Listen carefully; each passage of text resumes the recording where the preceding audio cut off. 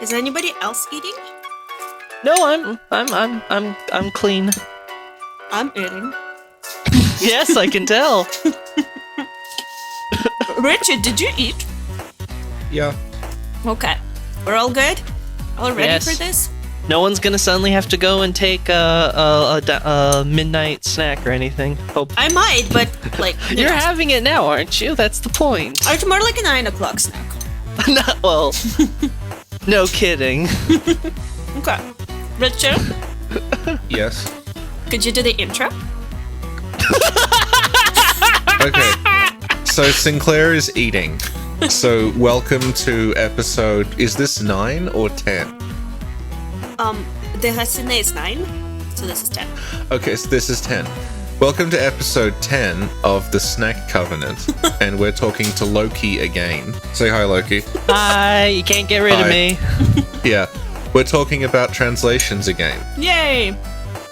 and we're specifically going to talk about Gundyr and then about Jeremiah. Well, there are gonna be 2 separate episodes, though. Okay, we're going to talk about Gundyr. Just cut out that second part. Why do you say Gundyr when it's clearly Gundyr. It's Gundyr. Gundyr. Well, can Lokey tell us Lokey, what the tell us. Am I right or is Richard wrong?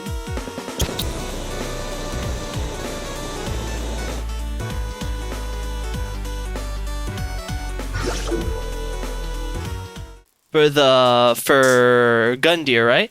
I mean, it depends Yeah. because the way we pronounced in the Japanese language for say like for example, when it comes to A's, like when we say snack, right? It's with Yeah. I guess how do you I don't know linguistics, like how if they call that something, but it's like that at sound. That doesn't exist in Japanese. It's closer to, I guess, like I want to say like the Romance languages where it's like e, like kind of like that, where like your a sound would be So like a lot of Japanese words that mimic English and they're mimicking the a sound won't have like a hard They'll often just say it like So it'll be I think snack would be something like snaku, and it would be like it obviously and you would say, oh, that just sounds like, you know, a Japanese accent or something like that, the way they would put it. So something like that can happen. So there's like what's the word, like leeway with some names. That's why, like, if say kind of like the LR thing that I'm sure most people are aware of when it comes to Japanese, there's this like little leeway where you can kind of go several different ways with a name depending on how it is, and it's not necessarily completely right unless you have, like, I guess, a real world like comparison where it can be like, okay, it's like mimicking this, like, I don't know, Austrian name, so you should pronounce it like this or whatever. So that would be the closest I could, what's the word, like compare it to. So Loki, is it Gundyr or Gundyr? It would be actually something like Gunda, if I remember correctly. Let me double check. Yeah, it's like Gunda. Yeah, something like From that. Gunda. Yeah. Yeah. But So, for yeah. purpose of this podcast, can we just say it's Gundyr and Rich is wrong? Sure, why not? Let's go with that. Thank you. You can add one more to your list. Are you happy? Sorry, Richard. That's all right.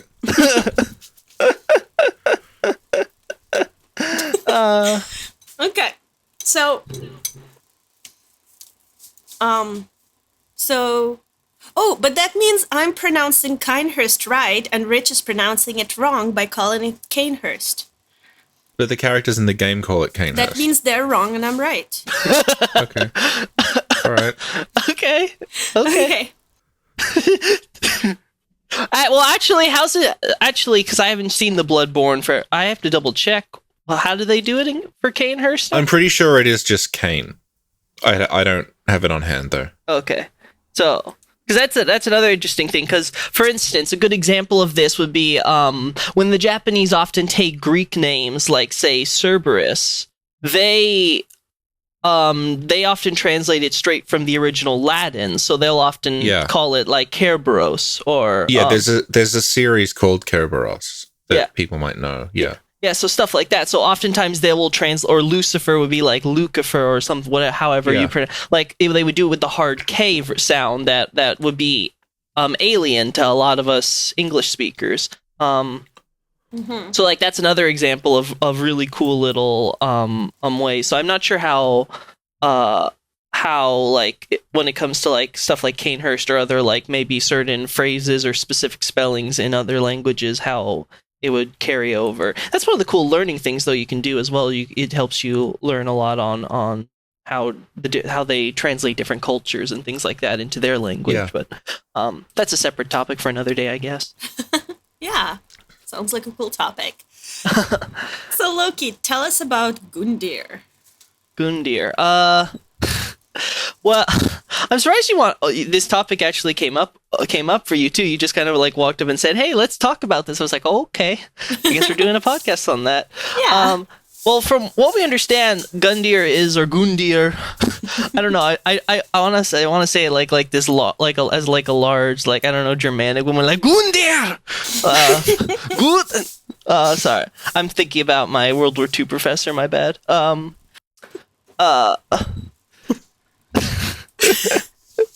No, it's what he always had a thing. This is gonna stay in, isn't it? He had a thing where he would whenever he would talk about if he ever talked about like say the Allies and like the American or the Brits, he would come up with stereotypical names for every one of them. And like when it came to Germany, it was like when he's explaining like every Hans Friedrich and whatever is like is starving is starving during the 30s or something. So it's like I'm just thinking of that. I'm just thinking of his over the top teaching style. He was great. I that's like probably the only time I ever learned anything in history class. Anyway, sorry, completely off topic. Let's focus on hand. All right. Good. So where were we? All right. So Gundyr, Gundyr's a bit of an interesting character so far as that he's the first boss that From Software decide to present to us, and then we don't get to see him again until we go through basically a secret area.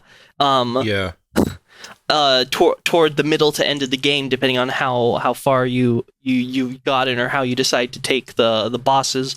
But then, like as we learn about him, we learn that it's very similar to say back in Dark Souls 2 with the Last Giant, where you kind of learn like through like in sort of retrospect, and similar to what we talked about with what they cut in Dark Souls 2 with the idea that you meet characters in the present era. They already have a history with your character, but you don't get to establish that history until after you fight them in the present, which creates an interesting little circular time logic. And then with what we learn about Gundyr in particular is, and let me pull up my notes for this one. Two things stick out to him is that one that he one, it has to do with him directly and his souls and his items. They talk about how there was sort of this big duty thrust upon him of which he missed out on, and it's connected to the fire linking. And then another thing which many fans seem to have connected due to the similarities and just the way the narratives seem to match up is this talk about a firekeeper who missed her champion, and as a result, it's sort of become this legend that's been propagated into sort of the contemporary culture of Lothric, presumably, which is interesting. So that there's the overview for that.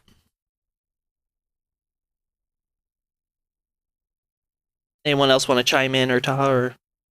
Well, do you want to go over like this story about the Firekeeper then? Because that's something that, like you said, a lot of fans picked up on it, and it became a talking point, but we never really squared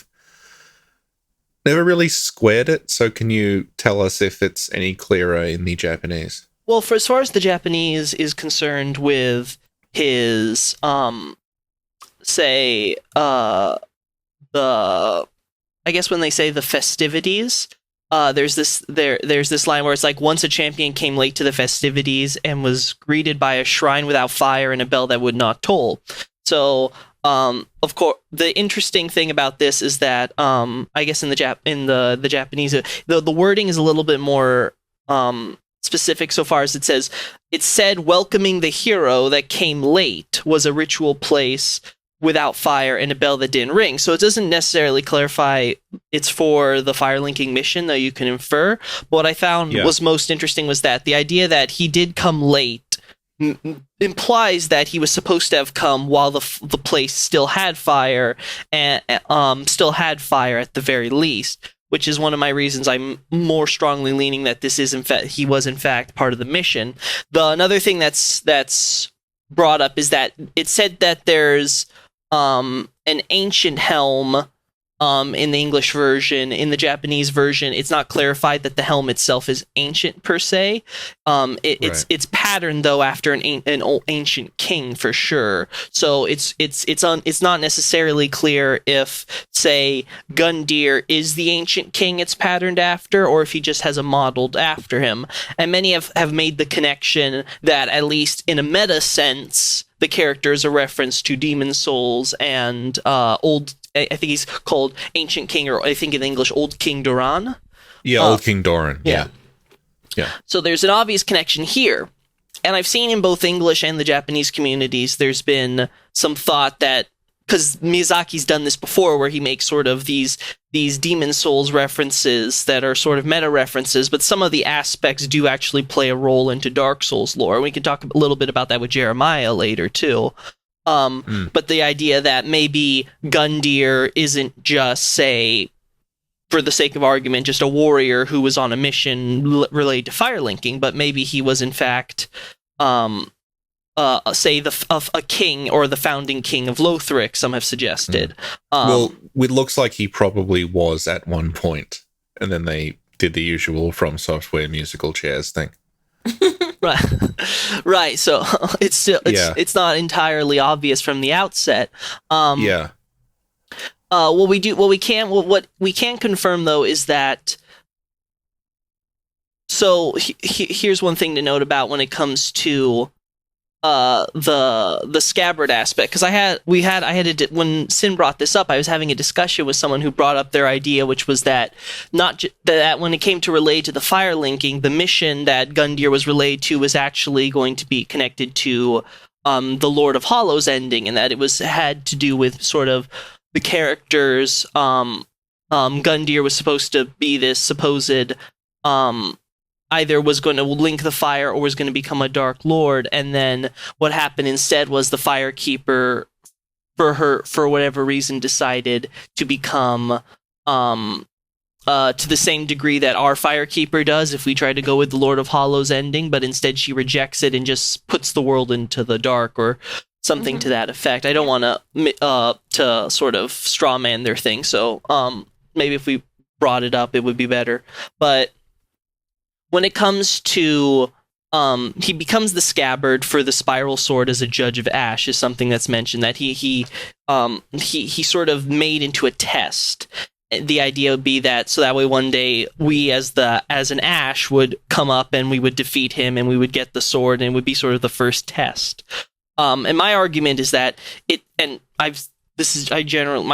my perspective generally, I think seems to be the mainstream perspective. I think in this case, I'm not entirely sure. I know in the Japanese community is. I'm not so sure about the English. So maybe you guys can fill me in on the thought. But my general understanding was that the idea was that Gundyr was a fire linker, and that what they did was they gave him this spear as part of his duty, and this spear was purposefully designed to be long lasting, so it could survive a very long time. It would last the ages, so to speak. And then the suspicious thing that's put about this is that detail is used it's more explicit in the Japanese, but that detail is used as a connection for, okay, it was designed to be long lasting, and so it seems like they planned for his mission implicitly, him becoming the Scabbard, to be this from the start.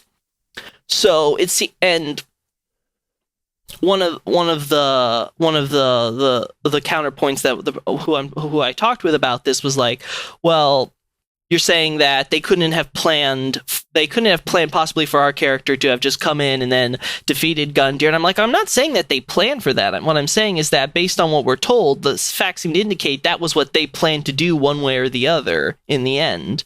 And that it wasn't so much that Gundyr's belatedness was entirely of his own fault. Or that was what what should we say, that he was intended to always be a fire linker. It seems like he was always intended to be this person.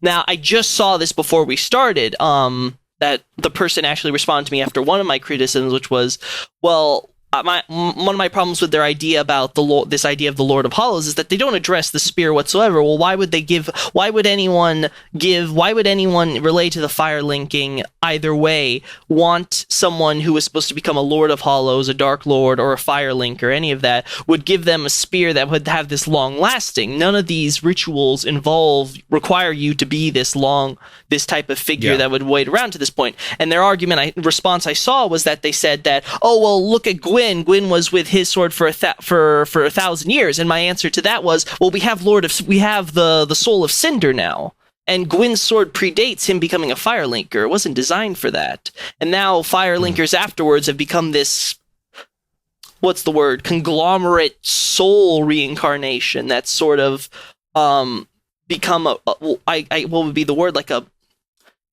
I believe the text actually refers to it as like a deific manifestation. It's essentially it's essentially they become one with the fire. And it's essentially become this sort of I guess manifestation is the best word, because how else would you describe it? It's just a combined soul that's sort of taken on its own will based on the combined will of all of these fire linkers, the one shared quality we could say about all of them, because we see their different fighting styles.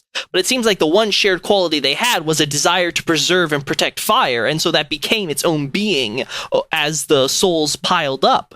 So there's no reason for Gundyr to get his own weapon, because the Soul of Cinder has its own weapon. It doesn't need it. Uses one of the firekeeper bonfire blades. So it's like there's no need for the spear to be designed for that, and that was what they planned from the start. And then a Dark Lord. I'm just not convinced of that. To me, it seems like they indeed were planning that there was going to be, because they gave him a mission, and one of the things that the Japanese does clear up a little better, because there's this weird line with Gundyr's ring, and it's like a chain link, basically, and I guess that was what I was going to bring up next, because that's kind of integral to the story of Gundyr, is that he's some sort of prisoner. Yeah, so the idea is, in the English one, they put this really weird wording that I'm not entirely sure I get what they're getting at. A prisoner is one who has staked everything on a belief, a proclivity most apparent in the greatest of champions. So I tried to break that down, and I had trouble kind of parsing that. Yeah. I thought it was more clear from the original, and I think they should have gone with something more closer to this, which is, a prisoner is one who accepts everything at the price of liberty. So let's break just that sentence down. So what they're saying, one is like, when you have everything brought upon you and they say, okay, do this, and that, and they say, okay, I will do all of that. You submit to everything, and you're sacrificing your freedom to do other things, that makes you a prisoner. That is very simple, because it's simply you saying, I am narrowing my options to do all of this that is requested or expected or whatever is done to me. I don't have to, but I sacrifice my choice to do these other things in order to do that. I am a prisoner, therefore.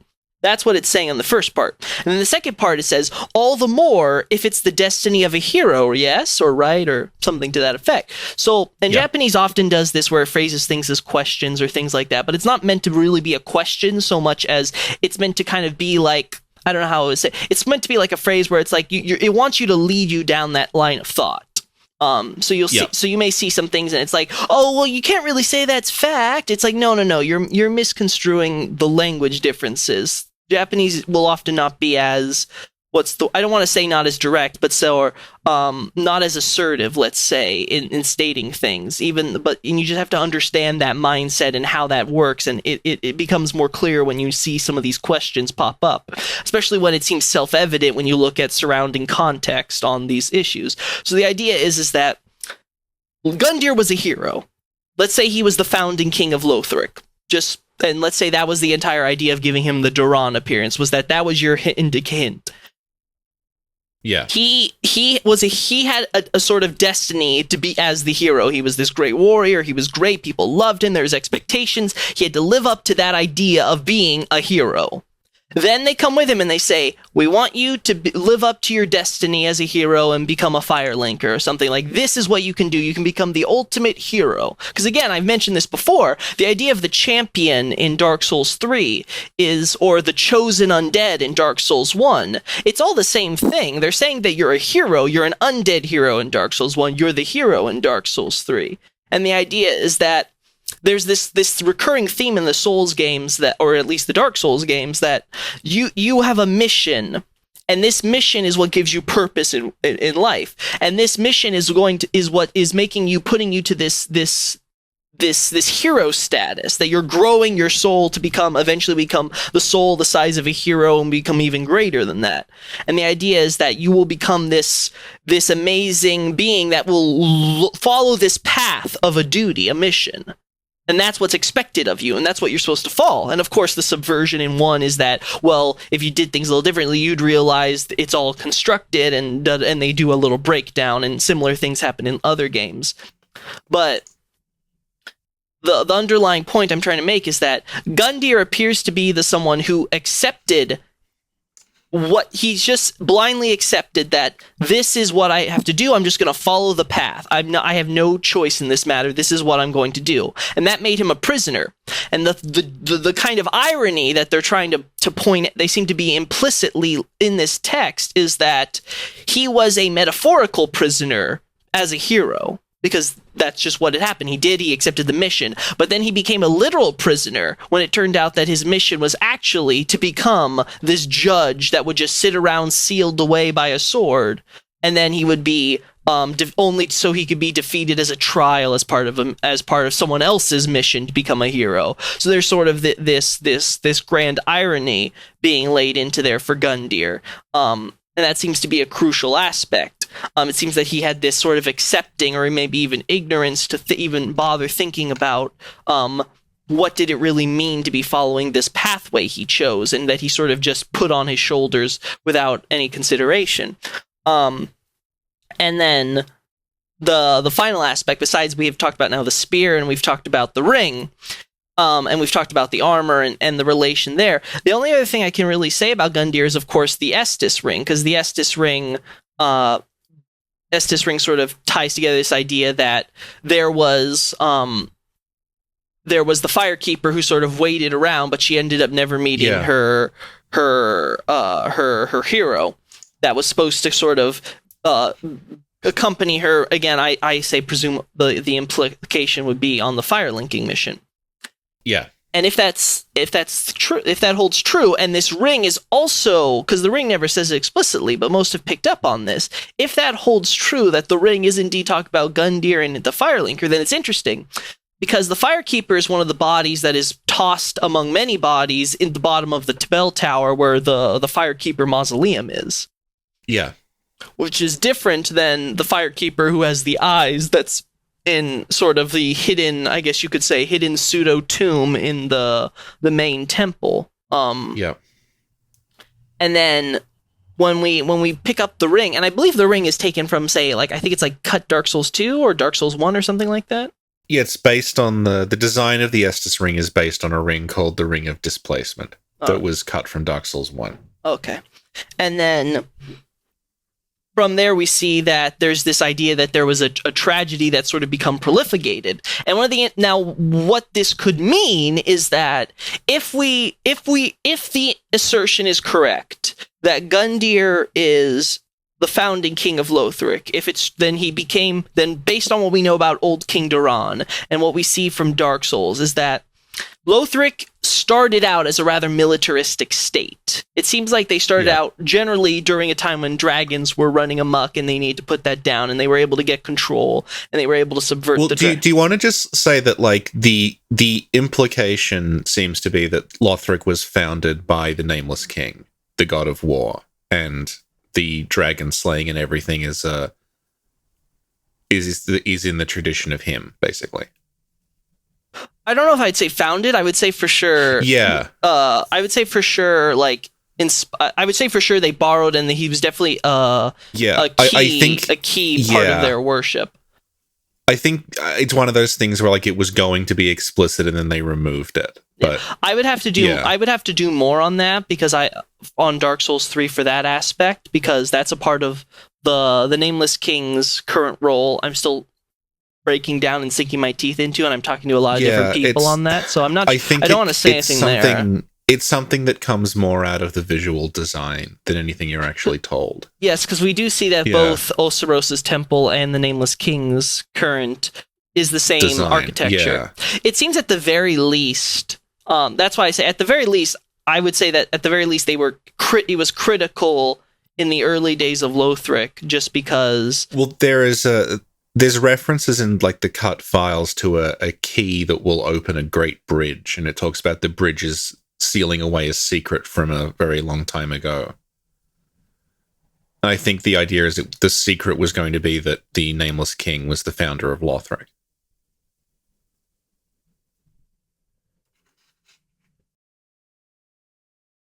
Come on, Lokey, what do you think? The suspense is killing me. I thought it was me that had gone off. Oh no, did Lokey? I think Loki's gone. He's like, Richard, that's so stupid. I'm leaving. Come back. Lokey, we can't hear you.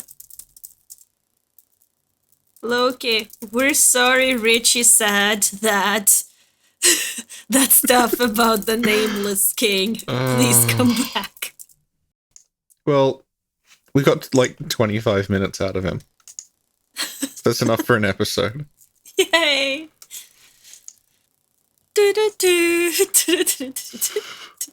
What a twist. Oh, now it's Lokey who has internet problems. Remember last time it was you? Yeah. Well, not last time, but the time before. This is a reference to the Souls games. How so? Because Loki's given us part of what he was going to say and then he's disappeared. So we have to make up our own minds. He's being very meta. It's so meta. I think what he was going to say was, "Oh, Sin, your Gundyr lore is just perfect. Did you know I have lore on Gundyr?" Yeah. Yay! And do you know how that lore came about? You played Dark Souls 3 and thought this doesn't make any sense. No, because I was thinking like, so does every time somebody pass, they have to go through Gundyr and then take out the sword and then go light the shrine, and then he has to just chill there and wait for the second person to come along and the same thing happens, and then, you know what I mean? So I was thinking like, so what does he do in his downtime? He doesn't look well. Well, no, he just chills. Listen, what happens is, like an action comes along or whatever, and they fight him and they win, and so then they go and do their thing and do their mission. So he responds at that bonfire, and then he's like, okay, well, I guess I'll wait for them to link the flame or just not link it or whatever. And while he's waiting, he just like goes shopping, sees old friends, visits the painting of Ariandel. Yeah. Yeah, and then it's like, oh, looks like the flame was linked. Well, I gotta go back to my post, Gotta go back to my fire. And then he goes back to sleep until someone else comes along. Yeah, that makes sense. Yeah. Like, I wonder when the Lords of Cinder woke up? When the Lords of Cinder were #woke. When the Lords of Cinders woke up from their graves, I wonder if each one of them had to go through Gundyr to get out. I don't know, because the intro shows them waking up in graves that aren't at the Cemetery of Ash. Okay, so but at least... Yeah. But weirdly, I think Yorm is shown to wake up at the Cemetery of Ash. Yeah, well, that's what I was thinking. So, like, I guess at least Yorm had to go through Gundyr. Well, from what I gather, the original idea is that Yorm was Gundyr. What? Oh, did I not tell you that? No. It looks like, from what I've seen, the original plan was that the reason you see Yorm, quote-unquote Yorm, wake up at Firelink is that Yorm was going to be the tutorial boss, not called Yorm. Would have been called... I think he was actually called Gundyr. And you would fight Yorm. Like, you would fight a giant as the tutorial boss. And then when you beat him, like... Yeah, and Gundyr was the Oseros character. He was in Oseros. Yeah, room. that I know, Yeah. but I didn't. But that makes sense. That's why his grave is there. Yeah, that seems to be what they would go. Oh, I spoke to Lance about it, and he said, like, we weren't sure whether that sarcophagus with the tree was supposed to be the giant tutorial boss or the Pontiff Sullivan, who later became the Pontiff Sullivan final boss character. Pontiff 'Cause it could Sullivan kind was of- a giant?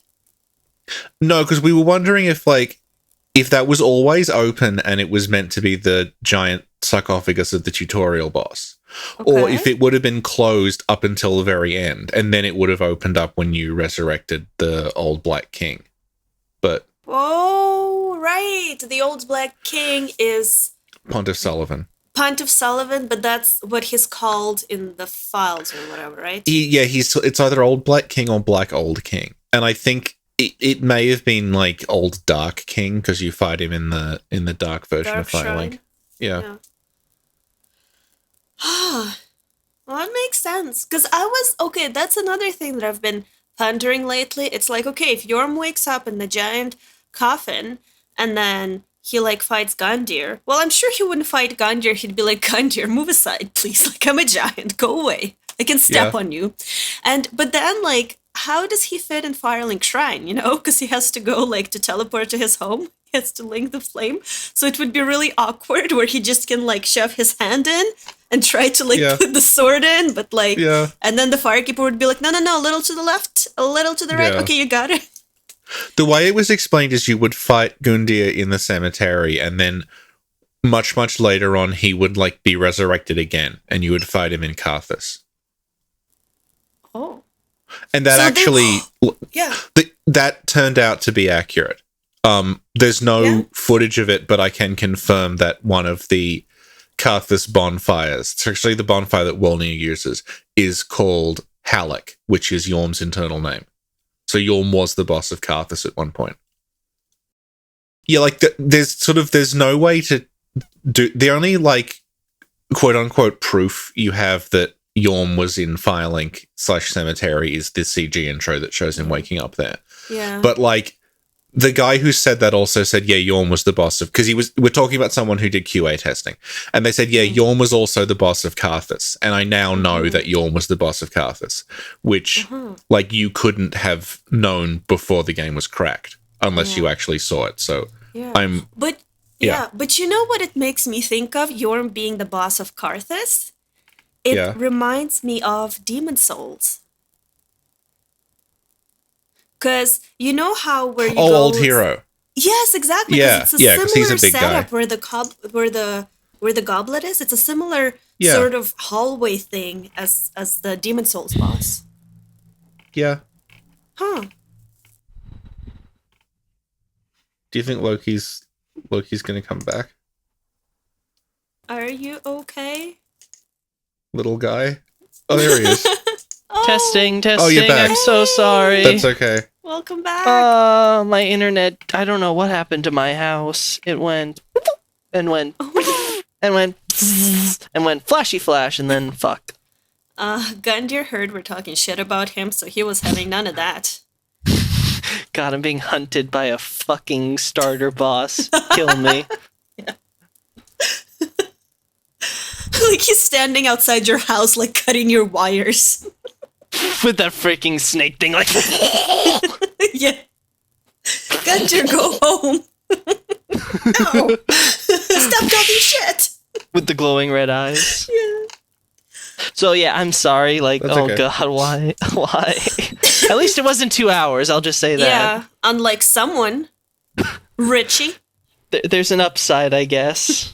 Yeah. No, I don't know. God, I just hope Oh. it doesn't happen again. Oh god, no, I jinxed it. Fuck. Uh-oh. Gundyr's coming back and he's bringing friends. Don't worry, guys. I'm sure I'll. Lol, Loki the troll. Okay. Enough fooling around. So where were we? We were talking about the Nameless King as a side part. Right. Okay. We're talking about that, like you were talking about Lothric having like a military history and a dragon hunting history. And you want to talk to...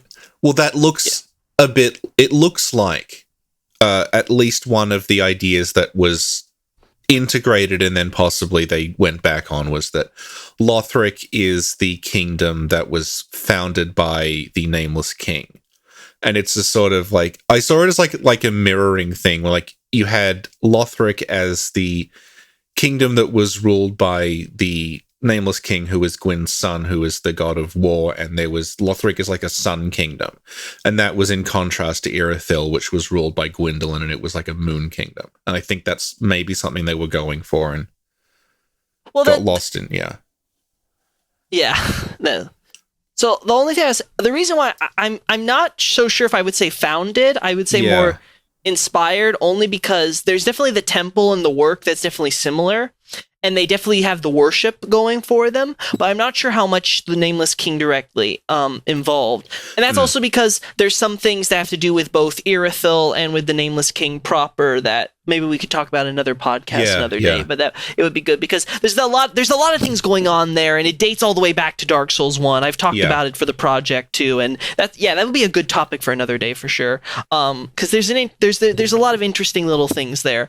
The only thing I would say is that it seems we understand that Lothric had a military. We can all agree though that Lothric had a war history starting up. It seems to have been a country established, one for linking the fire as sort of a replacement for Undead Burg and other failed attempts at sort of creating this sort of I guess human factory for siphoning the undead, and then the other aspect seems to have been they wanted to create sort of this kingdom that would deal with a dragon problem that seemed to have existed early in its history.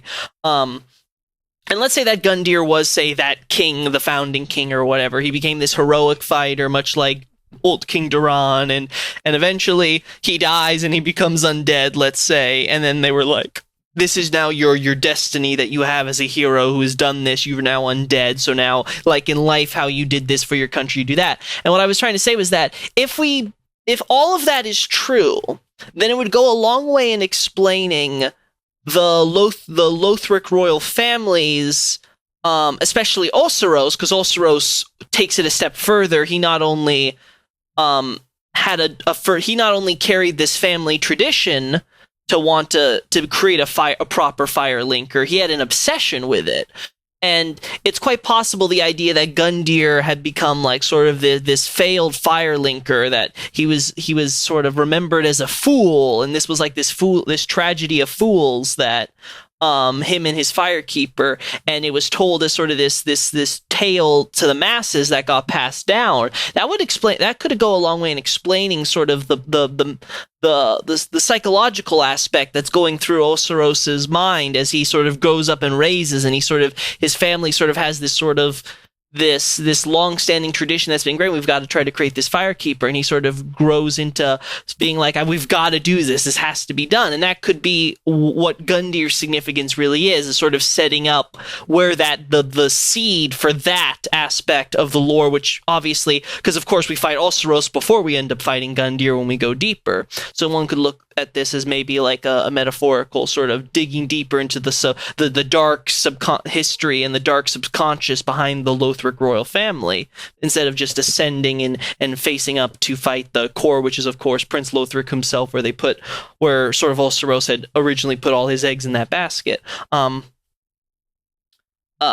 that's what my thoughts on Gundyr so far, and what that significance is. I'm not sure if you guys have anything you want to chime in or add or subtract from that or something. No, while you were having internet problems, we just talked about like Gundyr being sort of shuffled around a bit, because one of the reasons that Gundyr is talked about as being based on, like, his armor is based on an old King Duran style, is that in the early screenshots, like, Gundyr was the Osseros character. He was an early king of Lothric, and you would find him in where you fight Osseros now.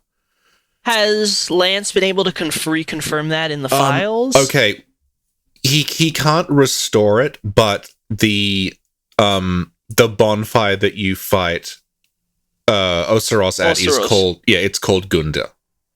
Okay, so it is. So that was still. So that was seems to have been. That was definitely the original plan because it's similar to how it seems like there was going to be an interactable.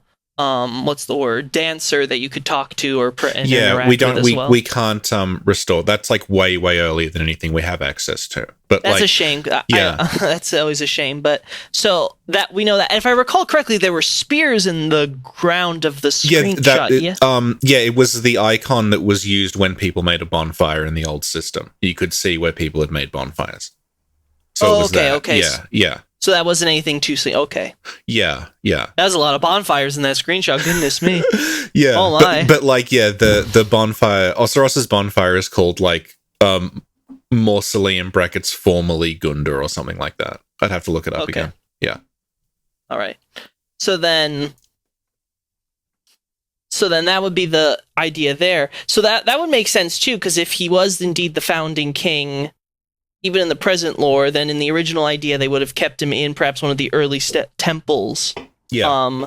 To put him around, because that would be an interesting thing. Unfortunately, I don't think Lance has found any like lore descriptions or anything in text the files thing is, or items like, or anything. The version that Lance is working with is like quote unquote the alpha. Mm-hmm. But it's basically the network test version. But we know that there are much earlier builds than that are completely different, but we just don't have the data. That would have been used in like QA and screenshots and things. And no one's been able to find anyone that saved that or anything. Not that we know of, but like you don't go around leaking QA builds if you want to keep your job. So it's possible that one will leak, and we're just being very, very cagey about like where it's. Yeah, we don't know. It's I understand. Yeah. It's just that's just a shame, because if it did, that could be very insightful. And if I recall correctly, I believe it was supposed to be that you would go in after the Gundyr fight. It would have been you'd go on through the dark starter area, and then you would fight. I believe it was current Sullivan as the final boss after ringing the bell. Like it looks like the untended graves. You would have created that. You wouldn't have dropped down through the back of Oceros's room. You would have created it at Firelink. You would have done a ritual at the fire there, and so it would have been similar to how it is in the actual. Yeah, basically, instead of warping to that weird dreg heap area, you would have warped to untended graves. Okay. And that would have been the end of the game. We think. I mean, this is like super vague, but sort of fits that the back of Oceros's room might have connected to Archdragon Peak at one point. But we're not entirely like the way that it looks like Archdragon Peak, and you find the serpents there, and then you also like there's concept art of what looks like a different sort of door that isn't the illusory wall, and we're thinking that maybe like after you, like Gundyr would have been an optional boss, and then after you guys when he was the king, you would have beaten King Gundyr, and that would have led to Archdragon Peak, rather than the meditation thing. But like it's very vague. We're just going off like circumstantial evidence from item descriptions and like concept art and stuff. Okay, that makes sense. So then it's just the matter that we would need more data at this point. Yeah, which we may never get our hands on, but oh well. Yeah, that's the part that bugs me. Well, that's the thing. You can say we may never get our hands on it, but then like old versions of Upper Cathedral Ward showed up in Dark Souls Remastered. So like stuff just shows up everywhere. Like this may be, for all we know, this will be in Sekiro. Sekiro has like all the full Dark Souls 3 like early pre-alpha. That could be true. It's true. Yeah, because like Bloodborne went into development alongside Artorias of the Abyss, so it's full of like. Well, that's why people make the theory that Chester is possibly an Easter egg, or Miyazaki. Yeah. I think Miyazaki, at the very least, was just concepting the idea when he was making up the design. It was like that was just his influence, maybe. But I understand. Yeah, that's interesting. Yeah, but like that's the reason why you can find unused versions of Upper Cathedral Ward in Remaster. It's not like it was a weird accident. Like it's because they were in development at the same time, so the files are just there. Mm-hmm. Yeah, and just no one bothered to remove it. So yeah. Mm-hmm. So is that everything for Gundyr then, or? I think so. I mean, I can't think of anything else to talk about for him. So in a nutshell, like really quickly, could you just sum up his story? Well, from what I understand, his story seems to be he he was a hero, possibly he. All right, if we go with everything we've talked about so far, then the idea would be he was the king who was at the foundation of Lothric. He was a hero from its early wars. Eventually, when he becomes undead, he's given the spear and the mission, presumably by the gods, that he would become a fire linker as part of a mission. Then he would go through to the system, and then he becomes defeated by us. And then, as a result of that, he would end up. Obviously, he doesn't ever meet the Firekeeper anyway. And then he's be made instead, as he was intended, to become the Judge of Ash, who would then be defeated. And then the tale ends up becoming a story of the masses thereafter. So, like, one thing that Sin and I sort of talked about is, like, when Gundyr is the Judge of Ash, as in he's judging the ash that rise, is he just there to, like, let one ash through? Or does he keep dying and coming back to life again every time a new ash defeats him, and he's like this eternal judge? Well, whenever we see the Firelink Shrine, we don't ever see anyone else even reference or mention the idea of facing him, so that's never clear. So that wouldn't be clarified. And as far as we know, there's only one of his sword that we take and use for the Firelink. So it seems like everyone else just wasn't unlucky enough to have to pass through him. Yeah. So he's more like the Asylum Demon. Than like a test you have to undergo. Yeah. Oh, I see what happened. So everybody just shows up and they have their own little sword with them, so they just go around him. And we didn't, so we had to fight him. Well, the idea would be because if he was designed, the idea would be that he was designed as a test. So everyone seems to have not either, because we have to remember that everyone that we meet either isn't really taking the mission seriously, or like Hawkwood. Hawkwood is just kind of like, oh, why bother? How are we supposed to convince? Because this is a thing that the Japanese version's more obvious about with Hawkwood than in the English version, is that Hawkwood thinks that when it's like, you gotta meet these lords, it's like, these are some really crazy, high-up, powerful guys, and they could easily kill you if you look at them the wrong way. And he's like, how are we supposed to convince them to come back? And then you come back with their ashes, and he's like, oh, that's how. Yeah. Well, fuck. Like, I can't do that. And then, of course, when it then comes the baggage as we learn more about when it comes to the Abyss Watcher specifically. But with Gundyr and everything, it seems like no one's ever it seems like Henri and Horace went on because they were just interested in Aldrich. They didn't really care to them much about the mission or any of that. So defeating Gundyr to get the sword for the Firekeeper's little shrine there wasn't really a big deal. And then there was, of course, Hawkwood, who doesn't care, and then anyone else who presumably is either killed or anything off or isn't involved. So there doesn't seem to be anyone but us who bothered to pass by Gundyr, take the sword, and then move on. And that might have just been unlucky of where we happened to be buried and we had to cross paths with him. It's hard to tell how much of that is like narrative based and how much of that is sort of built into the system in universe, so to speak. Yeah. I don't think he would be set up just to respawn and die over and over again, though. I don't think he's like the Iron Golem, which would be, and essentially could be set up again and again and again and again. Right. Until like, once again, my theory holds true. Chosen Dead is an asshole. It's like he falls over the ledge and you'll still take his soul. Like, you're just that greedy son of a bitch. So there comes to that point. The idea that I'm more interested in is that when they made him as a Judge of Ash, and I think this was the point the person I was talking to, what significance would it be that the dark is stagnating within him, so to speak, with the pus of man that's coming within? Because that's like, is it just that he happened to have it, and this was sort of the way that Miyazaki wanted to first introduce us that there's something really weird going on with the humanity inside people, or was there something more significant to Gundyr actually having the pus of man within him? Because I don't think that's immediately obvious. Yeah.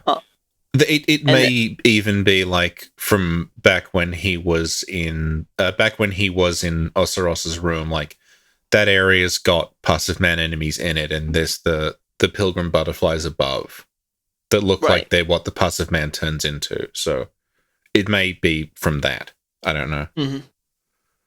That would make sense too thematically in terms of they would be there and then he would be in there involved. Instead, we get Ulceros just hiding away with his. Yeah. Well, like one thing we talked about with Sin is like Ulceros really looks like he is connected to the wretches in Irithyll, but textually it doesn't ever do any. That's just visual.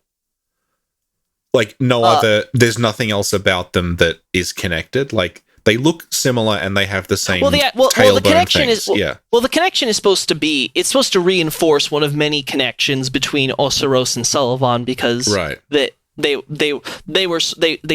collaboration. Because as I've mentioned before, the idea was that Gwyndol, like if we would say that Lothric is the undead burg to Irithyll's Anor Londo, and now Sullivan took over Anor Londo from Gwyndolin, and now so he's sort of running the show. And then, of course, during Ulceros's, let's say, generational reign, they were collaborating at a part, and it seemed based on the wretches, because they're called the same thing as what are they called in English? The bounding demons from Dark Souls 1, though the Izalith, the Dragon Butts. Dragon Butts. Yeah. So. Yeah, and they're both called the same thing, which is the idea of failed to become, and this phrase is used when referencing dragons being failures or no good.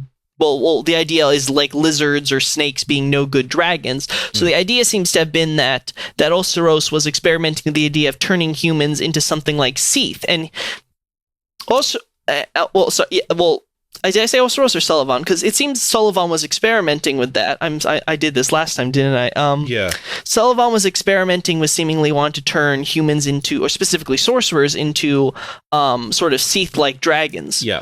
And it seems like he ended up succeeding, because then we ended up getting Ulceros, and it seems there was this exchange of information from the Lothric library for Sullivan's own use, and obviously we see Sullivan also gave Lothric some of the gargoyles from the profane capital that he seems to have pilfered. So there seems to be a free-flowing connection there, but like I said, it's the pus of man aspect that really gets me, because I'm not sure where when it comes to Gundyr how relevant, whether we should just say, oh, that's a footnote because we're going to see lots of pus of man thereafter, or if it's something like there's some serious implications here, because I'm still trying to understand if once again it's sort of like, is pus of man like undeath and it just sort of is randomly springing up, or is it there is something specific directing it? My take on it is like pus of man is the dark soul. And the idea is that the dark sign, this burning brand that was burning away the dark soul before it could escape, but because the Age of Fire is ending, the brand of fire around the dark sign is fading away. So suddenly, instead of undead just dying, the pus of man / dark soul is starting to come out of them. Now, so the idea is that instead of becoming the standard hollow, the seal the gods placed on humans is now instead, it's instead becoming like a choker, and it's becoming this kind of, I guess, what would you call it, like a small tube from which the dark is just bursting out at once. I think basically this is what Gwyn was trying to stop happening by linking the fire. Like, and this is the beginning of the Age of Dark, and the dark soul is coming out of everybody. It comes out in the form of those butterflies that fly off toward the sun, sort of thing. Where do the angels fit into this, Richie? Well, that's an interesting question, Sinclair. I don't think they do at all. I think they had about 40 different ideas for what angels were and went with all of them at once, and it doesn't work. Like, going back to, like, we were talking about cut stuff and, like, stuff from QA builds. I think, like, the simplest explanation that I have heard, and this is from someone who said other things that turned out to be correct, is that the pus of man things, instead of being pilgrim butterflies, they were going to be little flying primordial serpent things. They kind of look like Frampton Carth. From what we saw in the screenshots. Yeah, you can see them in early screenshots. And The way it was explained is that during the fight with Lorien and Lothric, Phase 2, instead of being Lorien and Lothric together, Karth would have appeared.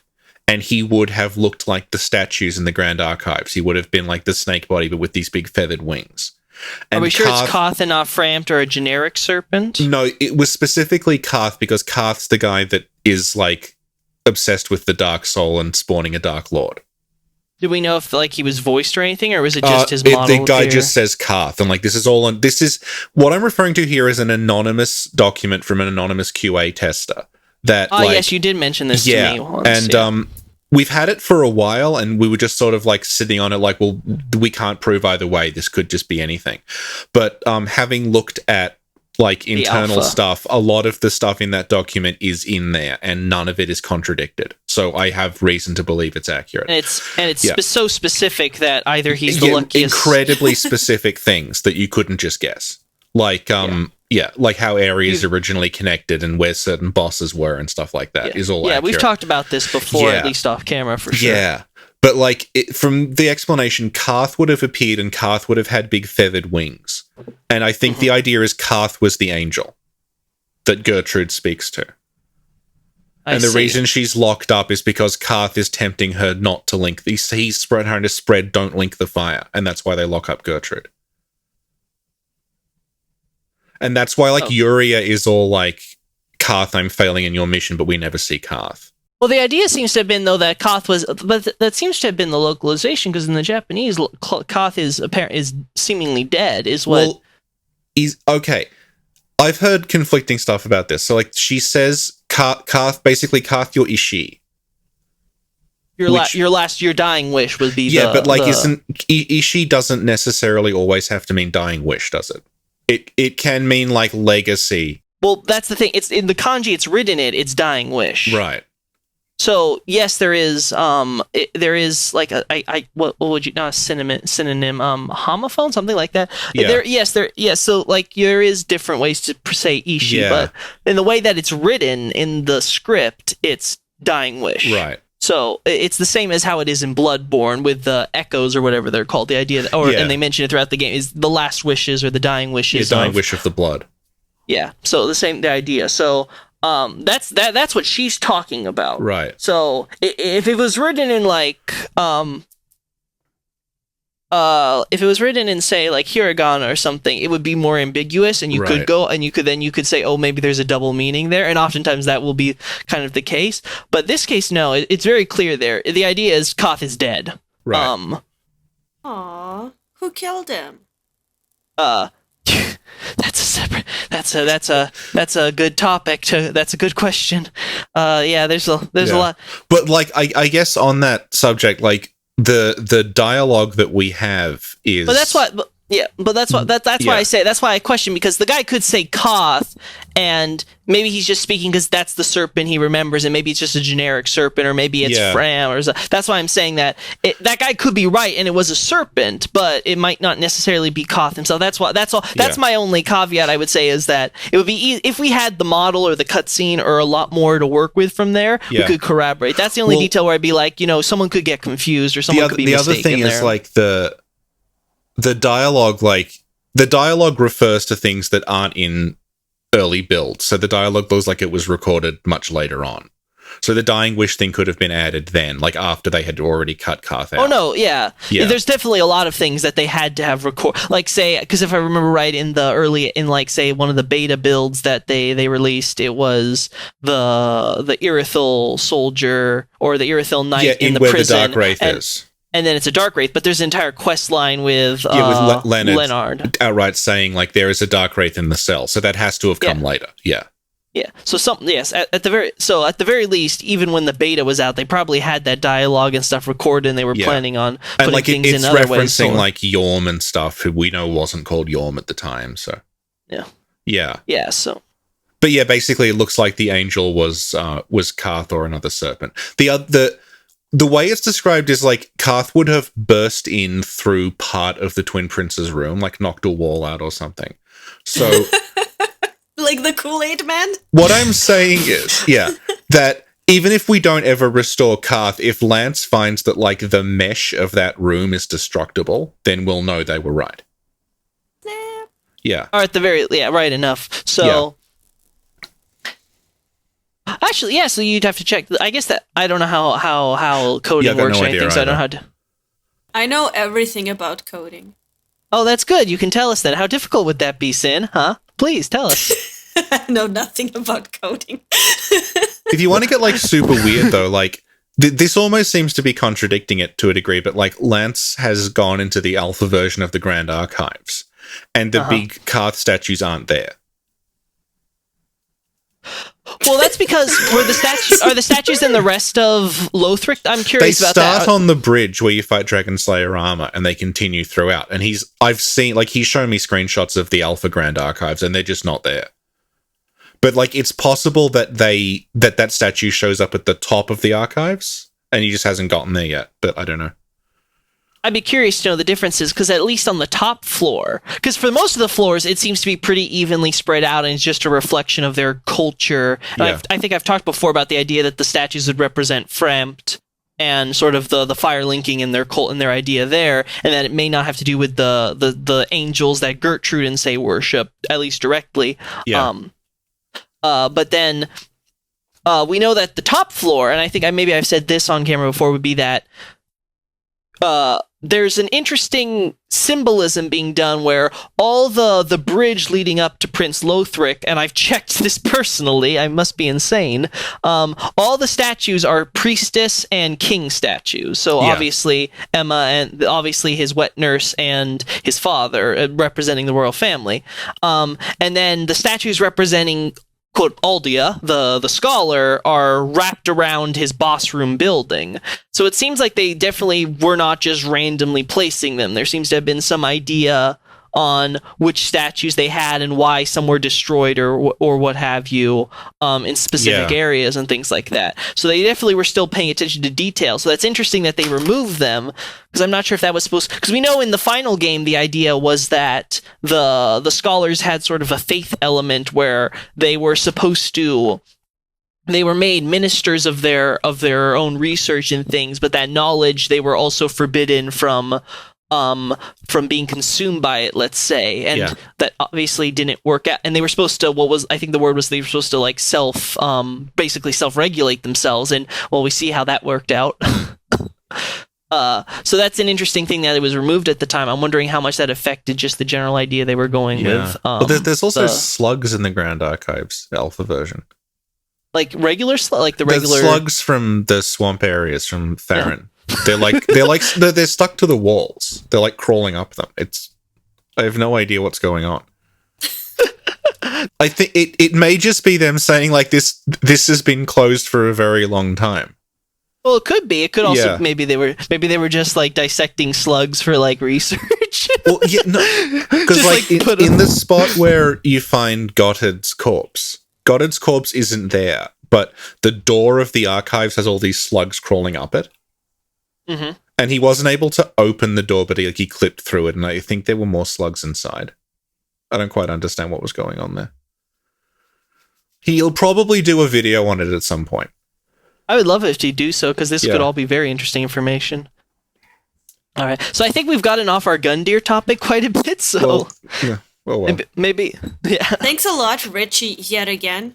No, I think it's good. I would love to talk about it, but, like... So don't encourage Richie in these tangent pursuits, because that's what create 3 hours podcast that I have to edit. I'm sorry, Richard. I could talk with you for hours, but we've got to keep her. And she's a strict one with the whip. We recorded 2.5 hours about Deracine yesterday. Oh God, don't even remind me. A game that's like it has a 2-minute trailer and that's it. Yay! That's the most fun ones to have like 5-hour talks about. It could be anything. There were a lot of cages. All right, so so you want to switch to since I delayed a little bit. Want to switch to Jeremiah then, or okay? Do you want to hit stop now or keep recording? Wait, Richie, you know what you have to do. No, I don't. Oh, the outro. Yes. Right. Okay. That was episode, was it 9 or 10? Executioners that resonate 10. Okay. I told, what you need to do is just record me saying all the numbers between like 1 and 100 and just splice those in. This is episode 10 of this podcast. With our guest, Mr. Black. That was episode 10 of the Snack Covenant, and it was kind of about Gundyr. Kind of. It began about Gundyr and ended up being about all sorts of things. That were more interesting than Gundyr. Yeah. Poor Gundyr. So yeah, there's links to Discords and Twitters in the description of this if you want to follow us on social media, including Lokey. Yeah, and we'll put Lokey's stuff in the description as well. Yeah, and we're gonna say thank you and goodbye to Lokey, and then we're gonna record another episode immediately. Thanks for coming, Lokey. Thanks! Can't wait. Somehow I feel like I'm gonna be here, in just the next moment. Yeah. Alright, bye everyone. Okay. Bye. Bye. And stop.